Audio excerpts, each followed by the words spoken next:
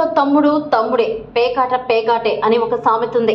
వ్యవహారాలకు అనుబంధాలు అడ్డుపడకూడదన్న నిర్మోహమాట తత్వాన్ని సూచించడానికి ఈ సామెతను చెప్తూ ఉంటారు.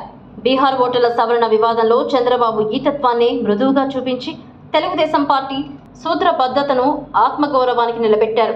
ఓర్పు, సహనం, సంయమనం సంకీర్ణ రాజకీయాలకు ప్రాణ సమానం. సూత్రబద్ధత, చురుకుతనం, సమయ జ్ఞానత ఆత్మతో సమానమని, ఇవన్నీ కలిసి ప్రజాస్వామిక విలువల్ని పెంచుతాయని బీహార్ ఓటర్ల జాబితా వివాదంలో తెలుగుదేశం వైఖరి చూపిస్తుంది. ఈ వైఖరి భారతదేశ సంకీర్ణ రాజకీయాల్లో ఒక కొత్త అధ్యయనానికి నాంది పలుకుతుంది. ప్రాంతీయ పార్టీలు కేవలం తమ రాష్ట్ర ప్రయోజనాలకే పరిమితం కాకుండా జాతీయ విధానాలు ప్రభావితం చేసే శక్తిగా ఎదుగుతున్నాయనడానికి ఇది ఒక సంకేతం.